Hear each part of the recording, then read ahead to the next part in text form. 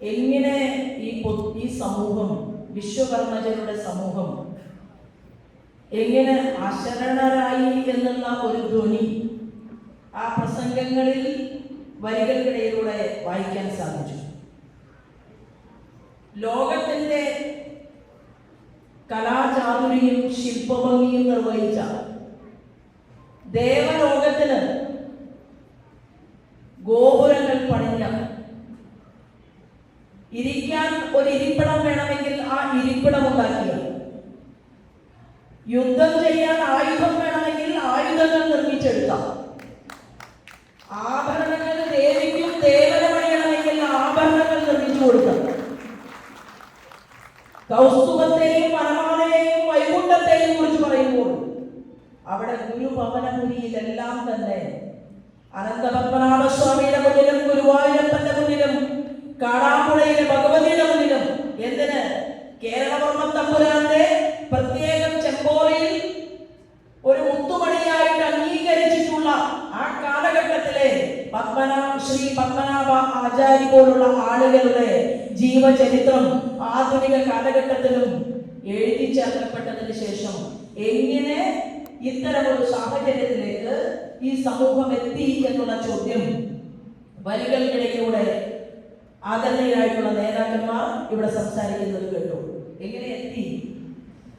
അതിലെനിക്ക് പറയാൻ ഇഷ്ടം, ഒരു കുടിലിൽ ജനിച്ച് ഒരു സാധാരണക്കാരന്റെ മകളായിട്ട് പഠിക്കാൻ പുസ്തകങ്ങളില്ലാതെ, ഉടുതുണിക്ക് മറുതുണിയില്ലാതെ ഒരു കുഗ്രാമത്തിൽ ജനിച്ച നിങ്ങളുടെ സഹോദരിയായിട്ടുള്ള ഞാൻ മനസ്സിൽ ചിന്തിച്ചു, എന്താണ്, ഒരു റിസർവേഷനും ഉണ്ടായിട്ടല്ല ഇവിടത്തെ പുരുഷന്മാർ അഗ്രകേസരികളായിരിക്കുന്ന പൊതുമണ്ഡലത്തിൽ സ്ത്രീക്ക് അവകാശം കിട്ടിയേ പറ്റൂ എന്നുള്ള തീരുമാനം ഇവിടുത്തെ പൊതുസമൂഹത്തിന്റെ മുന്നിൽ വീണ്ടും വീണ്ടും വീണ്ടും പരാജയപ്പെട്ടിട്ടും പറഞ്ഞത് എന്തുകൊണ്ട് പറയാൻ സാധിച്ചത് ഞാനോ നിങ്ങളോ ആരുടെയും അടിമകളല്ല, നമ്മൾ തന്നെയാണ് നമ്മുടെ സ്വത്വബോധത്തെ തീരുമാനിക്കുന്നത്. ഞാൻ ചോദിക്കട്ടെ, കേരളത്തിന്റെ നിയമസഭയിൽ നിങ്ങൾ അഡ്രസ് ചെയ്യാൻ എന്തുകൊണ്ട് ആളുകളില്ലാതെ പോയി? അല്ലെങ്കിൽ ഈ സമൂഹത്തിന്റെ വോട്ടുകൾ നേടിയെടുത്തുകൊണ്ട് ഞാൻ നിങ്ങളുടെ ആളാണോ എന്ന് അവകാശപ്പെടുന്ന രാഷ്ട്രീയ പാർട്ടിയുടെ അവകാശികൾ അവരെന്തുകൊണ്ട് നിങ്ങൾക്ക് വേണ്ടി ശബ്ദിക്കുന്നില്ല? കാലം എത്രയായി ഈ സംസ്ഥാനത്തിന്റെ ഭരണകൂടം മാറിയും മറിഞ്ഞും ഭരണകൂടത്തെ ഞങ്ങളാണ് നിയന്ത്രിച്ചു കൊണ്ടുപോകുന്നത് എന്ന് പറയുന്ന ആളുകൾക്ക് എന്തുകൊണ്ടാണ് നിങ്ങളുടെ സമൂഹത്തിന് വേണ്ടി 5000 രൂപ കൊടുക്കണമെന്ന് തീരുമാനമെടുക്കാൻ സാധിക്കാതെ പോയത്? ഭാരതീയ ജനതാ പാർട്ടിയുടെ ഒരു പ്രതിനിധി എന്നുള്ള രീതിയിൽ ഞാൻ നിങ്ങളുടെ മുന്നിൽ നിൽക്കുന്നത് തോറ്റ സ്ഥാനാർത്ഥിയായിട്ടാണ്. വിജയിച്ചാളല്ല, ഒപ്പിടാൻ ഒരു പേരെയും എന്റെ കയ്യിലില്ല. ഞാൻ MLA ആയിട്ടില്ല, MP ആയിട്ടില്ല. 6 തവണ അസംബ്ലി തെരഞ്ഞെടുപ്പിൽ മത്സരിച്ചു, 2 തവണ 2ാം സ്ഥാനത്ത് വന്നു, 3 തവണ പാർലമെന്റ് തെരഞ്ഞെടുപ്പിൽ മത്സരിച്ചു. വോട്ടുകൾ ഡബിളായി, വിജയിക്കാൻ സാധിച്ചില്ല. നിങ്ങൾ നാളെ ഒരു നിവേദനം എന്റെ അരികിൽ കൊണ്ടുവന്ന് തന്നാൽ ഞാൻ MLA ആണോ? അല്ല. ഞാൻ മന്ത്രിയാണോ? അല്ല. ഞാൻ MP ആണോ? അല്ല. അപ്പൊ എന്താണ് ഞാൻ നിങ്ങളുടെ സമൂഹത്തിന് വേണ്ടി ചെയ്യേണ്ട ധർമ്മം എന്ന് പറയുന്നത്? എന്റെ പ്രസ്ഥാനത്തിൽ വിശ്വസിക്കുന്നവർ മന്ത്രിമാരായിട്ട് കേരളത്തിൽ 2 കേന്ദ്രമന്ത്രിമാരുണ്ട്. ഒരാൾ തൃശ്ശൂരിൽ നിന്ന് 75,000 വോട്ടിന് ജയിച്ച ഒരു ശ്രീമാൻ സുരേഷ് ഗോപിയാണ്. ഒരാളെ തൃശ്ശൂർക്കാർ വിജയിപ്പിച്ചപ്പോ കോട്ടയത്തിരിക്കുന്ന ഒരാളെ ഡൽഹിയിലേക്ക് വിളിച്ചു വരുത്തിയിട്ട് പറഞ്ഞു, നിങ്ങൾ സാധാരണക്കാരുടെ പ്രതിനിധിയായിട്ട് ഫിഷറീസിന്റെ വകുപ്പും അതുപോലെ തന്നെ അനിമൽ ഹസ്ബൻഡറി വകുപ്പും നിങ്ങൾ കൊണ്ടു നടക്കണം, നിങ്ങൾക്ക് ഞാൻ സമ്മാനമായിട്ട് ഒരു സഹമന്ത്രി സ്ഥാനം തരികയാണ് എന്ന് പറഞ്ഞുകൊണ്ട് ഒന്ന് എടുത്താൽ ഒന്ന് ഫ്രീ എന്ന് പറയുന്നത് പോലെ ഒരാളെ കേരളത്തിലെ ജനങ്ങൾ എടുത്തപ്പോ ഒരാളെ സൗജന്യമായിട്ട് ഫ്രീ ആയിട്ട് കേരളത്തിലെ ജനങ്ങളെ നോക്കാൻ വേണ്ടിയിട്ടാണ് ഇന്ത്യയുടെ പ്രധാനമന്ത്രി നൽകിയത്. ഞാൻ എന്തിനാ സൂചിപ്പിക്കുന്നത്? അവർക്കും ദൗത്യമുണ്ട്. എന്താണ് അവരുടെ ദൗത്യം?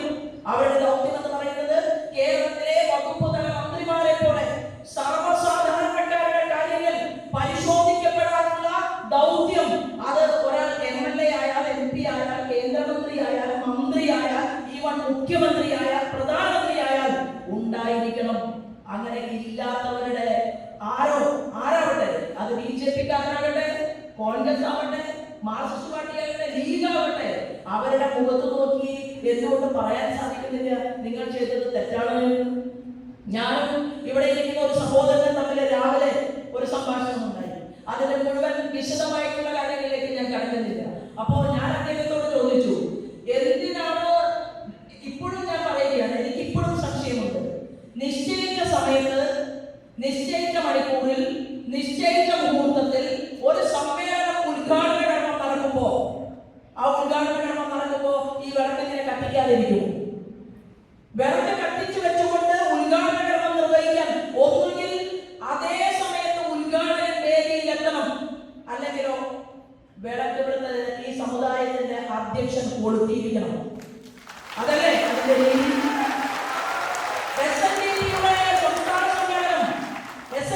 സംസ്ഥാന സമ്മേളനം ശ്രീമാൻ വെള്ളാപ്പള്ളി നടേശന്റെ നേതൃത്വത്തിൽ നടക്കുമ്പോ ആ സംസ്ഥാന സമ്മേളനത്തിന്റെ വേദിയിൽ രാഷ്ട്രീയക്കാരൻ വരാൻ വൈകിയാൽ ശ്രീമാൻ വെള്ളാപ്പള്ളി നടേശൻ എണീറ്റ് നിന്ന് വിളക്ക് കൊളുത്തു. തെരഞ്ഞെടുപ്പ് വരുമ്പോ ആ തെരഞ്ഞെടുപ്പ് സമയത്ത് മത്സരിക്കുന്ന സ്ഥാനാർത്ഥികൾ ശ്രീമാൻ വെള്ളാപ്പള്ളി നടേശന്റെ വീട്ടിൽ തലയിൽ മുണ്ടിട്ടും മുണ്ടിടാതെയും ഞങ്ങൾക്ക് വോട്ട് തരണമെന്ന് ആവശ്യപ്പെട്ടുകൊണ്ട് ആ സാമുദായിക സംഘടനയുടെ നേതാവിനെ കാണാൻ പോകും. ഞാൻ പോയിട്ടുണ്ട്, ഞാൻ പരസ്യമായിട്ടാണ് പോയിട്ടുള്ളത്. 9 തെരഞ്ഞെടുപ്പിൽ ഞാൻ പോയിട്ടുണ്ട്. എന്തുകൊണ്ട് പോയി?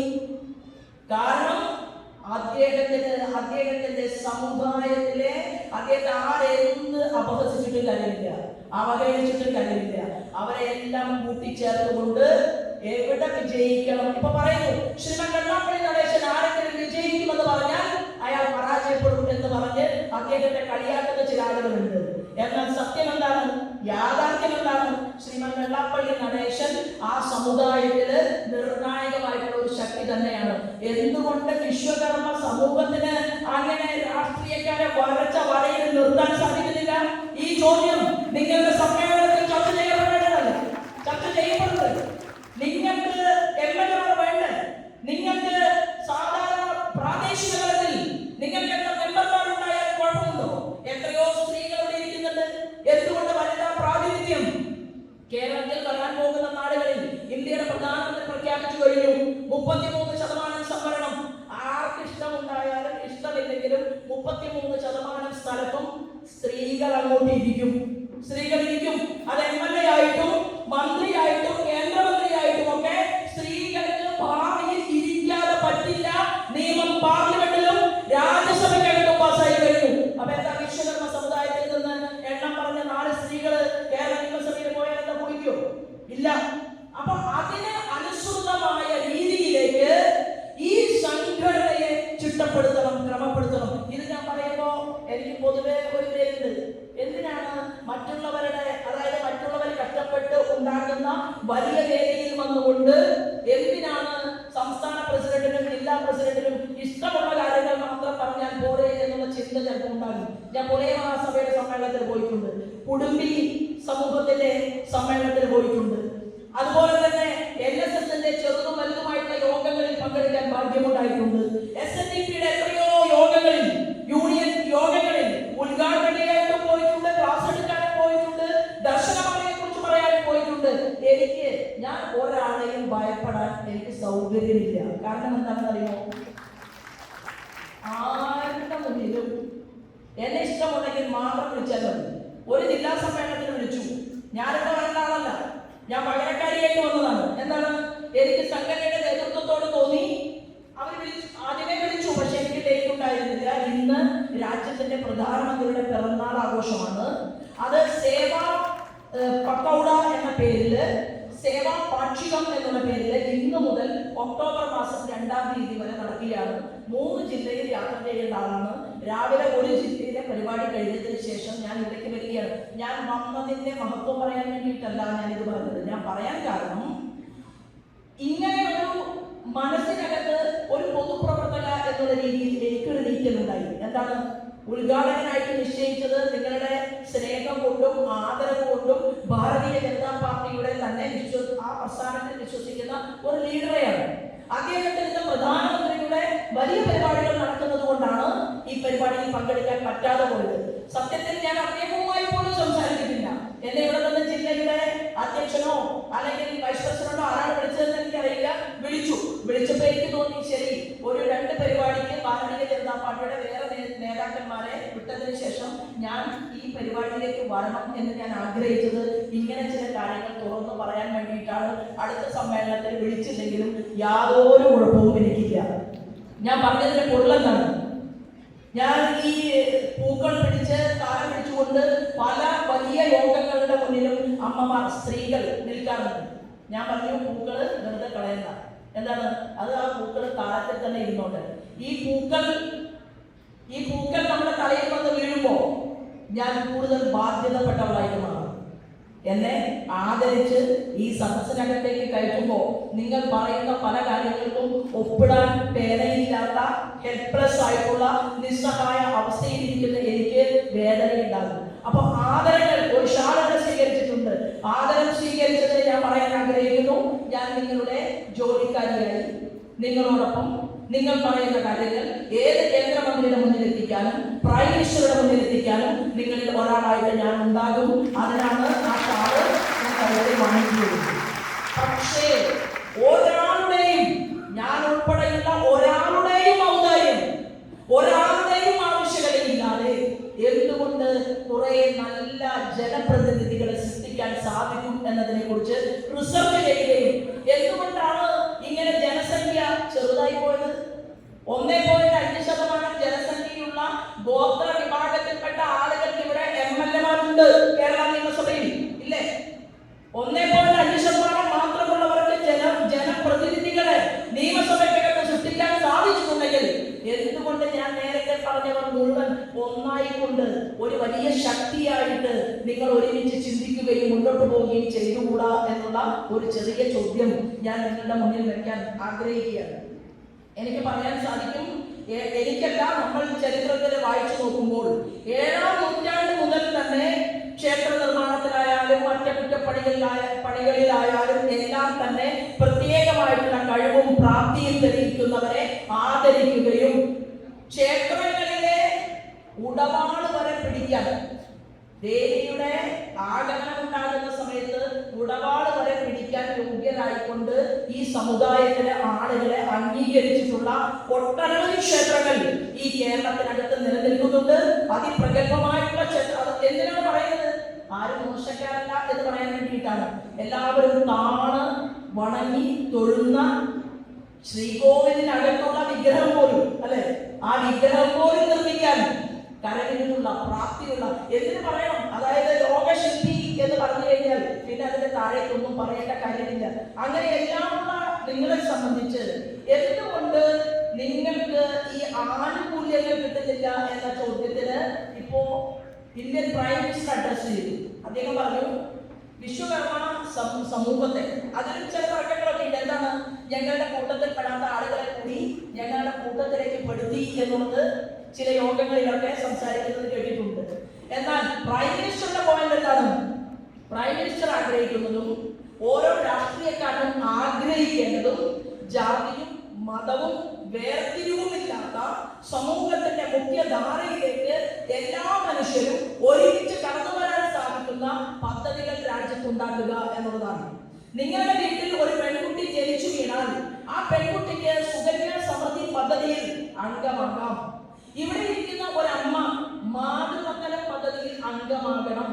ഇന്ദ്രധനുഷ് യോജന എന്ന് പറയുന്ന ഒരു പദ്ധതി സ്ത്രീകൾക്ക് വേണ്ടി കൊണ്ടുവന്ന പദ്ധതിയിൽ വിശ്വകർമ്മ സമൂഹം പങ്കാളിത്തം നേടണം. സ്റ്റാർട്ടപ്പിന്റെയും സ്റ്റാൻഡപ്പിന്റെയും വിശ്വകർമ്മ സമൂഹത്തിലെ ആളുകൾ വരണം.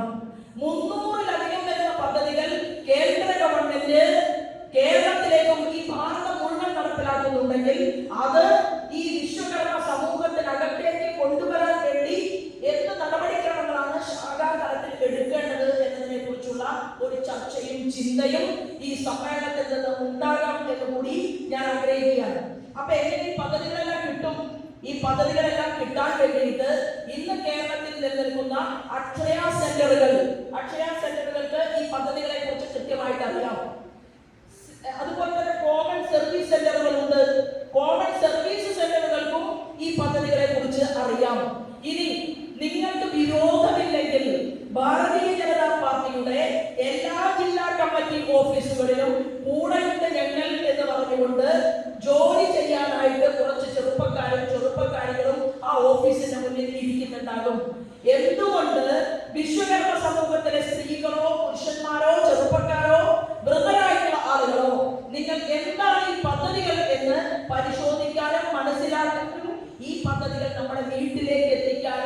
ശ്രദ്ധിക്കാൻ നിങ്ങൾ ആഗ്രഹിക്കുന്നുവെങ്കിൽ നിങ്ങളെ അത്തരത്തിലുള്ള ഓഫീസുകളിലേക്കും നിങ്ങളുടെ ശ്രദ്ധയെ ഞാൻ ക്ഷണിക്കുകയാണ്.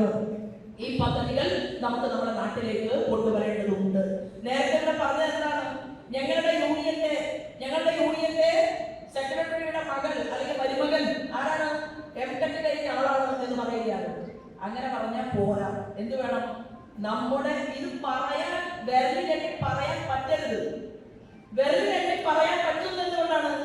അത്രയും കുറഞ്ഞ ആളുകളെ വിശ്വകർമ്മ സമൂഹത്തിൽ നിന്ന്, സമുദായത്തിൽ നിന്ന് ഡോക്ടറായിട്ടും എഞ്ചിനീയർ ആയിട്ടും IAS-കാരനായിട്ടും അതുപോലെ തന്നെ ടെക്നോളജിസ്റ്റ് ആയിട്ടും ഒക്കെ ഉള്ളൂ എന്നുള്ളത് കൊണ്ടാണല്ലേ നമ്മളിപ്പോ ജില്ലാ സമ്മേളനത്തിൽ പറയുന്നത് ഇന്ന ആളുടെ മരുമകൻ ഇന്ന പോസ്റ്റിലിരിക്കുന്നുണ്ട്, ഇന്ന ആൾ ഇന്ന പോസ്റ്റിലിരിക്കുന്നുണ്ട്. അത് പറഞ്ഞാൽ പോരാ. ഒരു ശാഖയിൽ നിന്ന് മിനിമം 2 ഡോക്ടറെങ്കിലും ഉണ്ടാകാൻ സാധിക്കുന്ന ഒരു സാഹചര്യം ഉണ്ടാകണം. ആ ഡോക്ടർക്ക് ലോകത്തിന്റെ ശില്പിയെ കുറിച്ച് അറിയാൻ സാധിക്കണം, നാമം ചൊല്ലാൻ അറിയണം. നമ്മൾ ഈ വിശ്വകർമ്മ സമൂഹം എന്ന് പറയുന്നത് നിങ്ങൾ യഥാർത്ഥത്തിൽ എനിക്ക് പറയാൻ സാധിക്കും അഭിമാനത്തോടുകൂടി സനാതന ധർമ്മത്തിന്റെ കാവൽക്കാരിൽ പ്രധാനികളാണ്. അപ്പൊ നിങ്ങൾക്കറിയാം ഈശ്വരീയത എന്താണെന്നറിയാം, എന്ത് ചെയ്യണം എന്ത് ചെയ്യരുത് എന്നറിയാം. എന്നാൽ കാലഘട്ടത്തിന്റെ പ്രത്യേകത എന്നുള്ള രീതിയിൽ ഇന്ന് കുട്ടികൾക്ക് അവർക്ക് രാമായണം കേട്ടാൽ അവരിങ്ങോട്ട് ചോദ്യം ചോദിക്കും. ഓ, രാമൻ ഇത്ര നല്ല ആളാണോ ചോദിക്കും. അപ്പൊ പറഞ്ഞു കൊടുക്കാൻ അറിയണം. ആര്? മര്യാദ പുരുഷോത്തമനായിട്ടുള്ള രാമന് സീതയോടൊപ്പം സുഖ സൗകര്യത്തോട് കൂടിയിട്ട് നടക്കാനായിരുന്നു മോഹമെങ്കിൽ രാമൻ ഈ പഴികല്ലിൽ വരില്ലായിരുന്നു. ലക്ഷ്മണൻ ജ്യേഷ്ഠനോട് പറഞ്ഞു, എന്താണ്? സ്വർണ്ണമയ്യായിട്ടുള്ള ലങ്കയെ ഉപേക്ഷിച്ചുകൊണ്ടാണോ യുദ്ധത്തിന് ശേഷം രാമ സഹോദര നമ്മൾ തിരിച്ചു ഭാരതത്തിലേക്ക് പോകുന്നത് എന്ന് ചോദിച്ചപ്പോ സ്വർണ്ണമയ്യായ ലങ്കയെ ആർക്ക് ഏൽപ്പിക്കണം? അത് വിഭീഷണൻ, അവിടുത്തെ ധർമ്മത്തിന്റെ മൂർത്തിയായിട്ടുള്ള വിഭീഷണനെ ഏൽപ്പിച്ചുകൊണ്ട് പെറ്റമ്മയും പിറന്ന നാടും സ്വർഗത്തേക്കാൾ മഹത്തരമാണ് ലക്ഷ്മണ മോനെ, നമുക്ക് നമ്മുടെ നാട്ടിലേക്ക് തിരിച്ചു പോകണമെന്ന് പറഞ്ഞ ആ ലക്ഷ്മണോപദേശം പറഞ്ഞു കൊടുക്കാൻ നമുക്ക് നമ്മുടെ കുട്ടികൾക്ക് പറഞ്ഞു കൊടുക്കാൻ സാധിക്കണം. രാമൻ എന്തുകൊണ്ട് വൈദേഹിയെ പിരിഞ്ഞു എന്ന ചോദ്യത്തിന് ഉത്തരം പറഞ്ഞു കൊടുക്കാൻ സാധിക്കണം. അപ്പൊ എങ്ങനെ സാധിക്കും? നമ്മുടെ നാട്ടിൽ മാത്രമാണ് സനാതന ധർമ്മം കുട്ടികൾ പഠിക്കണ്ട എന്ന് തീരുമാനിക്കുന്നത്. പഠിച്ചാൽ അവരെ മയക്കുമരുന്ന് കച്ചവടക്കാരനാക്കാൻ പറ്റുമോ? MDMA കച്ചവടത്തിനാണ് പോകുമോ? പഠിച്ചാൽ അവൻ അയൽവീട്ടിലെ പെൺകുട്ടിയെ ബലാത്സംഗം ചെയ്യുമോ? ഇത് പഠിപ്പിച്ചു കൊടുത്തു കഴിഞ്ഞാൽ എങ്ങനെ ഒരു സ്ത്രീയോട് വ്യവഹരിക്കണമെന്നും എങ്ങനെയായിരിക്കണം ജ്യേഷ്ഠനും അനുജനുമെന്നും അനുജനും ജ്യേഷ്ഠനും തമ്മിൽ ഭാര്യയും സുഗ്രീവന്റെയും ആ ചരിത്രം നമ്മുടെ മുന്നിൽ തുറന്നു വെച്ചുകൊണ്ട് ആരായിരിക്കണം, അത് വാനരനാകട്ടെ അത് പക്ഷിയാകട്ടെ, എങ്ങനെയാണ് ജടായു ഉണ്ടായത്? ജടായു പറയുണ്ടായത് ധർമ്മത്തിന്റെ മൂർത്തിയാണ് ജടായു. ആ ജടായുവിനെ കുറിച്ച് എഴുതി വെച്ചിരിക്കുകയാണ്. തുഞ്ചത്ത് എഴുത്തച്ഛൻ നമ്മുടെ മുന്നിൽ രാമായണത്തെ മലയാള ഭാഷയിൽ ചിത്രീകരിച്ചു വന്നപ്പോൾ അതെല്ലാം തന്നെ ഇത് വേണോ എന്ന് ചോദിക്കുന്ന ശാസ്ത്രജ്ഞന്മാരും ഡോക്ടർമാരും വലിയ വലിയ ആളുകളും ഒക്കെ ഹിന്ദു സമൂഹത്തിനകത്ത് എണ്ണം കൂടിക്കൊണ്ടിരിക്കുകയാണ്. എന്നാൽ നമ്മൾ പറഞ്ഞുകൊണ്ടിരിക്കേണ്ടത് എന്താണ്? ശ്രീമാതാ ശ്രീ മഹാരാജ്ഞി ശ്രീമത് സിംഹാസനേശ്വരി ചിദഗ്നികുണ്ട സംഭൂത ദേവകാര്യ സമുദ്യത ഉദ്യത്പാദസഹസ്രാഭ ചതുർബാഹു സമന്വിത രാഗസ്വരൂപ പാഷാഢ്യ ക്രോധാകാരാനുശോചോല തുടങ്ങിയ ശ്ലോകം മകനോട് പറയാ. ഏത്? ചോദ്യം ചെയ്യുന്നവരോട് പറയാ, നീ രാവിലെ 5 മണിക്ക് മുമ്പ് എണീറ്റ് കുളിച്ച് നീ ഇത് അരമണിക്കൂർ അമ്മയ്ക്ക് വേണ്ടി ഒന്ന് ജപിക്കാൻ പറയാം. അപ്പൊ ഇതിന് സയൻസ് ഉണ്ടോ ഇല്ലയോ എന്നുള്ളത് അവനെ റാങ്ക് കിട്ടുമ്പോൾ അവന് മനസ്സിലാവും. എന്താണ്? എന്റെ മൈൻഡിനെ പിടിച്ചു നിർത്താൻ, എന്റെ പഞ്ചേന്ദ്രിയങ്ങളെ എനിക്ക് ആവശ്യമുള്ള സ്ഥലത്ത് വെച്ച് വേണ്ട എന്ന് തീരുമാനിക്കാൻ, എന്റെ ഇഷ്ടങ്ങളെ, എന്റെ അമ്മയ്ക്ക് ഇഷ്ടമില്ലാത്ത, എന്റെ അച്ഛന് ഇഷ്ടമില്ലാത്ത എന്റെ തെറ്റുകളെ ഇല്ലായ്മ ചെയ്യാൻ എന്റെ മനസ്സിനെ ശക്തി കിട്ടുന്ന ഒരു പ്രോസസ്സാണ് സനാതന ധർമ്മം എന്നുള്ളത് നമ്മുടെ കുട്ടികൾക്ക് ബോധ്യപ്പെടും. 8 മണിക്ക് എണീറ്റിട്ട് അടുക്കളയിൽ വന്ന് അമ്മയിൽ നിന്നാണ് കഴിക്കാനുള്ളത് എന്ന് ചോദിക്കുന്ന മകന് ഇതിന്റെ പ്രോസസ് അറിയില്ല. എന്താ കാരണം? അവൻ നമ്മൾ ചൊല്ലിയിട്ടില്ല. അവൻ ഒരിക്കൽ പോലും ISROയുടെ ഏറ്റവും വലിയ തലപ്പത്തിരിക്കുന്ന രാധാകൃഷ്ണൻ സാറിന് ഗണപതി ഹോമത്തെ കുറിച്ച് അറിയണമെങ്കിൽ ഗജാനന ഭൂതഗണാതിസേവിതം കപിധ്വജം പലസാരഭക്ഷിതം ഉമാസുതം ശോക വിനാശകാരണം നമാമി വിഘ്നേശ്വര പാദപങ്കജം എന്നുള്ള ജപം അത് ISROയുടെ ശാസ്ത്രജ്ഞന് ചെയ്യാമെങ്കിൽ, മെട്രോയുടെ മെട്രോ ശ്രീധരൻ സാറിന് ചെയ്യാമെങ്കിൽ, ഹിന്ദു കുടുംബത്തിലെ കുട്ടികൾക്ക് ഇതൊന്നും വേണ്ട എന്ന് തീരുമാനിക്കാൻ ചില ശക്തികൾ പരിശ്രമിക്കുമ്പോ നമ്മുടെ അമ്മമാരും നമ്മുടെ അച്ഛന്മാരും പറയും, എന്താണ് മോനെ നീ ഇതെല്ലാം അറിഞ്ഞിരിക്കണം എന്ന് പറയും. ഞാൻ സമയത്തിന്റെ പരിമിതി കൊണ്ടും ഒരുപാട് ആളുകൾ ഇവിടെ സംസാരിക്കാനുണ്ട്. ഇങ്ങോട്ടേക്ക് തിരിഞ്ഞു നിന്നുകൊണ്ട് ഞാൻ സംസാരിക്കുമ്പോൾ എന്റെ പുറകിലിരിക്കുന്നതിൽ ഞാൻ ആഗ്രഹിക്കുകയാണ്, ഞാൻ പ്രാർത്ഥിക്കുകയാണ്, വിശ്വകർമ്മ സമുദായത്തിന്റെ ഒരു സമ്മേളനം നടക്കുമ്പോൾ ശോഭാ സുരേന്ദ്രനോ അല്ലെങ്കിൽ ആരോ ആവട്ടെ പിറകിലേക്ക് തിരിഞ്ഞു നോക്കുമ്പോൾ ഇരിക്കുന്ന കസേരകളിൽ MLA-മാരെ കാണാൻ സാധിക്കണം എന്നുള്ള ഒരു പ്രാർത്ഥനയോട് കൂടിയിട്ടാണ് ഞാൻ നിങ്ങളുടെ മുന്നിൽ നിൽക്കുന്നത്. അധികാര കേന്ദ്രങ്ങളിൽ ഇരിക്കണം. എന്തിനാണ് അധികാര കേന്ദ്രങ്ങളിൽ ഇരിക്കുന്നത്? ആരെയും ഭരിക്കാൻ വേണ്ടിയിട്ടല്ല, ജോലിക്കാരനെ പോലെ ജോലിക്കാരിയെ പോലെ ജനങ്ങൾക്ക് ആവശ്യമായിട്ടുള്ള വ്യവസ്ഥിതികൾ ഉണ്ടാക്കി കൊടുക്കാനാണ്. എനിക്കിവിടെ സുഖമായിട്ട് ജാമ്യം എടുക്കാൻ സാധിക്കും. ഞാൻ എഴുതി കൊണ്ടുവന്ന പ്രസംഗങ്ങളൊന്നും നിങ്ങളുടെ മുന്നിൽ വെക്കണം എന്ന് ഞാൻ ആഗ്രഹിക്കുന്നില്ല. എനിക്ക് പറയാനുള്ള ഒറ്റ കാര്യം എന്ന് പറയുന്നത്, ഇന്ന് ഇവിടെ ഈ ജില്ലാ സമ്മേളനം തീരുമാനമെടുക്കണം. എന്താ തീരുമാനം? നിങ്ങൾക്ക് മെമ്പർമാരുണ്ടാകണം. നിങ്ങൾ 75% നിങ്ങൾ കൂടുതലുള്ള സ്ഥലത്ത് നിങ്ങൾ തീരുമാനിക്കുന്ന ആൾ ജയിക്കും എന്ന് വന്നാൽ നിങ്ങളുടെ ശാഖാ സെക്രട്ടറിയെയും ശാഖാ പ്രസിഡന്റിനെയും അന്വേഷിച്ചുകൊണ്ട് രാഷ്ട്രീയക്കാർ വരാതിരിക്കില്ല എന്ന് ഒരു പൊതുപ്രവർത്തകനായ രീതിയിൽ അടിവരയിട്ടുകൊണ്ട് ഞാൻ പറയാൻ ആഗ്രഹിക്കുകയാണ്. ആ സാഹചര്യം സൃഷ്ടിച്ചാൽ നേരത്തെ ചോദിച്ച എല്ലാ ചോദ്യത്തിനുമുള്ള ഉത്തരമുണ്ടാകും. നമുക്ക് സ്വയം ഞങ്ങൾക്ക് അത് തന്നില്ല, ആര് ഞങ്ങൾക്ക് മത്സരിക്കാൻ ടിക്കറ്റ് തന്നില്ല എന്ന് പറയേണ്ട ഒരാവശ്യവുമില്ല. ഇവിടെ പറഞ്ഞുവെന്നല്ല ഞാൻ ഉദ്ദേശിച്ചത്, ഒരാവശ്യവുമില്ല. അന്വേഷിച്ചുകൊണ്ട് എല്ലാ രാഷ്ട്രീയക്കാരും വരുന്ന ഒരു സാഹചര്യം ഉണ്ടാകും എന്ന് പറയാൻ ഞാൻ ഈ വേദിയെ ഉപയോഗപ്പെടുത്തിക്കൊണ്ട്, ഈ ഭൂമി, ഈ കരടി ഭൂമി സുന്ദരിയാണ്, അതിമനോഹരി എന്ന് പറഞ്ഞാൽ പോരാ. നമ്മുടെ അമ്മയെ രക്ഷിക്കാൻ, നമ്മുടെ ഈ കേരളത്തെ സംരക്ഷിക്കാൻ നമുക്കെല്ലാം ഉണ്ട്. നമുക്ക് ടൂറിസം ഉണ്ട്, നമുക്ക് കടൽ തീരമുണ്ട്. എന്നാൽ കടൽ തീരത്തിന്റെ കാര്യങ്ങൾ കൈകാര്യം ചെയ്യാനും വിശ്വകർമ്മ സമൂഹത്തിന്റെ കാര്യങ്ങൾ കൈകാര്യം ചെയ്യാനും കാട്ടിലുള്ളവരുടെ കാര്യങ്ങൾ, ആദിവാസി വിഭാഗത്തിന്റെ കാര്യങ്ങൾ കൈകാര്യം ചെയ്യാനും ഒക്കെ എന്ത് വേണം? ചോദ്യം ചെയ്യാനുള്ള ചാലകശക്തികളായിട്ടുള്ള മനുഷ്യർ. അവർ ചോദ്യം ചെയ്യണം, പ്രതിരോധം തീർക്കണം. ശോഭാ സുരേന്ദ്രൻ വന്നാലും ചോദ്യം ചോദിക്കണം. നിങ്ങൾ ഇത്രയൊക്കെ പറഞ്ഞല്ലോ, നിങ്ങൾക്ക് എന്ത് ചെയ്യാൻ സാധിക്കും, അല്ലെങ്കിൽ നിങ്ങൾ എന്ത് ചെയ്തിട്ടുണ്ട് എന്നുള്ള ചോദ്യം നിങ്ങൾ ചോദിക്കുന്നതിന് മുൻപാണ് ഞാൻ പറഞ്ഞത് 300 പദ്ധതികൾ ഈ രാജ്യത്ത് പ്രാവർത്തികമാക്കിയിട്ടുണ്ട്. ആ 300 പദ്ധതികളിൽ ഞാനൊരു വിവരാവകാശ രേഖ വെച്ചിട്ടുണ്ട്. ആ വിവരാവകാശ രേഖയുടെ ഉത്തരം കിട്ടും. എന്താണെന്ന് അറിയുമോ? 2.5 വർഷം മുമ്പ് ഒപ്പിട്ട് കൊടുക്കാത്തതിന്റെ പേരിൽ കേന്ദ്രം മുന്നോട്ട് വെച്ച പ്രധാനമന്ത്രി ആവാസ് യോജന പദ്ധതി വഴിമുടക്കി കേരളത്തിൽ നിൽക്കുകയാണ്. എന്താണ്? എല്ലാവർക്കും വീട് കൊടുക്കാനുള്ള പദ്ധതിയാണ് പ്രധാനമന്ത്രി ആവാസ് യോജന പദ്ധതി. അതിന് ഉത്തരം കിട്ടിക്കഴിഞ്ഞാൽ ഞാൻ നിങ്ങളുടെ മുന്നിലല്ല, പൊതുസമൂഹത്തിന്റെ മുന്നിൽ ഒരു ചോദ്യം ചോദിക്കും, ഒരു പത്രസമ്മേളനം നടത്തും എന്ന് പറയാൻ ആഗ്രഹിക്കുന്നു. ഞാൻ എന്റെ രാഷ്ട്രീയത്തോട് യോജിക്കാനല്ല നിങ്ങളോട് ആവശ്യപ്പെടുന്നത്.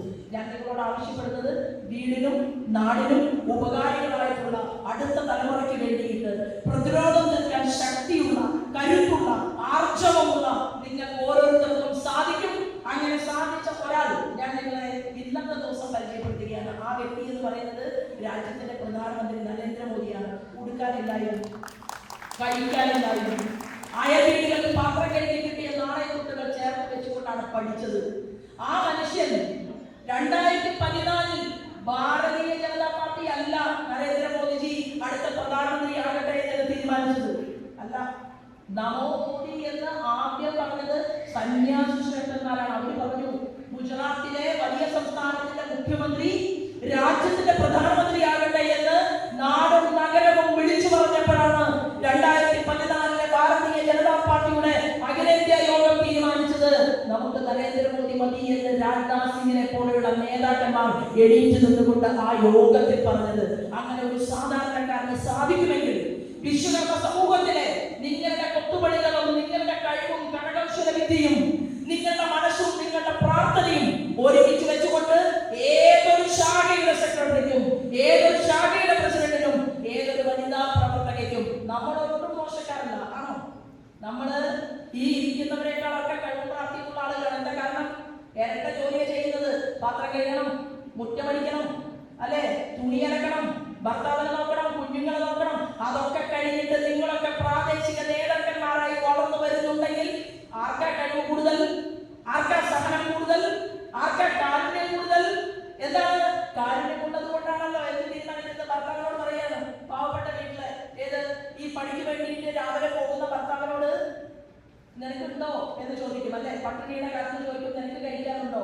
അപ്പൊ പറയും ഞാൻ കഴിച്ചു ചേട്ടാ, അല്ലെങ്കിൽ പറയും എനിക്കുണ്ട്, അടുക്കളയിലുണ്ട് എന്ന് പറഞ്ഞ് പട്ടിണി കിടക്കുന്നവരാണ് കേരളത്തിലെ സ്ത്രീ സമൂഹത്തിലെ ഒട്ടനവധി വരുന്ന അമ്മമാരെങ്കിൽ അമ്മമാരുടെ യാതന കൊണ്ടാണ്, അമ്മമാരുടെ ത്യാഗം കൊണ്ടാണ് ഇന്ന് കേരളത്തിൽ കാണുന്ന എല്ലാ മഹാരഥന്മാരും വളർന്നു വന്നിട്ടുള്ളത്.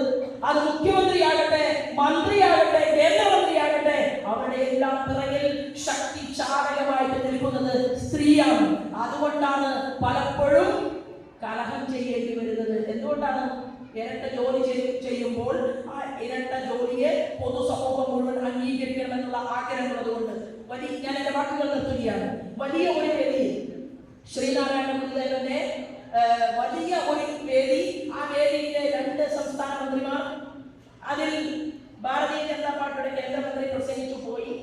അത് കഴിഞ്ഞ് 2 സംസ്ഥാന മന്ത്രിമാരിരിക്കുമ്പോ ഞാൻ ചെവിയിൽ പറഞ്ഞു ഒരു മന്ത്രിയോട് എന്റെ പ്രസംഗം കഴിഞ്ഞിട്ട് പോയാൽ മതി. പക്ഷേ മന്ത്രി വേഗം സ്ഥലം വിട്ടു. അത് കഴിഞ്ഞപ്പോ ഒരാൾ MP, രാജ്യസഭ MP മാത്രം ആ വേദിയിലിരുന്നു. അപ്പൊ ഞാൻ പറഞ്ഞു, അദ്ദേഹത്തിന്റെ പേര് ഞാൻ പറയുന്നില്ല, നോക്കൂ, ഞാൻ ഇവിടെ പ്രസംഗിക്കുന്ന കാര്യം നിങ്ങൾ നിങ്ങളുടെ മന്ത്രിമാരോട് പോയി പറയണം. ആർക്കു വേണ്ടിയാണ് ഞാൻ പറഞ്ഞത്? എനിക്ക് മാർക്സിസ്റ്റ് പാർട്ടിയുടെ മന്ത്രിയാകാൻ പറ്റില്ലല്ലോ. പക്ഷേ ഞാൻ അവിടെ പ്രസംഗിച്ചത് എന്താണെന്ന് അറിയുമോ? ശ്രീനാരായണ ഗുരുദേവൻ ശാരദാദേവിയെ പ്രാർത്ഥിക്കുകയും പ്രതിഷ്ഠിക്കുകയും പൂജ ചെയ്യുകയും ചെയ്യുന്ന അരുവിപ്പുറത്ത് അല്ലെങ്കിൽ പൂജ ചെയ്യുന്ന ശിവഗിരി ആ കുന്നുകളിൽ എല്ലാ വർഷവും സമ്മേളനം നടത്തുമ്പോൾ സ്ത്രീയെ കുറിച്ച്, ശക്തിയെ കുറിച്ച്, അതുപോലെ തന്നെ ഐക്യത്തെ കുറിച്ച് എല്ലാം പ്രസംഗിക്കുകയും കേരള നിയമസഭയിലേക്ക് ജയിക്കാൻ ടിക്കറ്റ് കൊടുക്കുമ്പോൾ മാത്രം, മന്ത്രിമാരായി സെലക്ട് ചെയ്യുമ്പോൾ മാത്രം പെണ്ണ് വേണ്ട എന്ന് തീരുമാനിച്ചിട്ടുള്ള മഹാരഥന്മാരോടൊക്കെ ഒന്ന് പോയി പറയണം. ശോഭാ സുരേന്ദ്രൻ പ്രസംഗിച്ചു, കേരളത്തിന്റെ പകുതിയെങ്കിലും വേണ്ട, ഒരു 33% സ്ത്രീകളെ നിങ്ങൾ നിങ്ങളുടെ പാർട്ടി വിജയിപ്പിച്ചു വിടണം, ഞങ്ങളും വിജയിപ്പിച്ചു വിടാം, ഞങ്ങളെ എന്തായാലും ജനങ്ങള് സെലക്ട് ചെയ്യാൻ പോകുന്നതേ ഉള്ളൂ എന്ന് ആ മഹായോഗത്തിൽ എനിക്ക് പറയേണ്ടി വന്നു വേറൊരു പാർട്ടിക്കാരനോട്. അതുകൊണ്ട് ഞാൻ ഇവിടെ ഇരിക്കുന്ന സ്ത്രീകളോട് പറയുകയാണ്, ഒരു വിശ്വകർമാവ് അല്ലെ, ഒരു ദേവേന്ദ്രൻ ആണല്ലോ, എല്ലാം ഒന്നാണ്, ഒരു യേശുദേവൻ അല്ലെ. അപ്പൊ നമ്മൾ നോക്കുന്ന സമയത്ത് ഞങ്ങൾ ഒന്നല്ലേ ഉള്ളൂ, ഞങ്ങളുടെ ശാഖയിൽ ഞങ്ങൾ ഒരാളല്ലേ ഉള്ളൂ കഷ്ടപ്പെട്ട് പ്രവർത്തിക്കാൻ, ഞങ്ങളുടെ ജില്ലാ കമ്മിറ്റിയിൽ ഒരാളല്ലേ ഉള്ളൂ ഞങ്ങൾ ശക്തിശാലിനിയായിട്ട് എന്നുള്ള ചിന്തയൊന്നും വേണ്ട.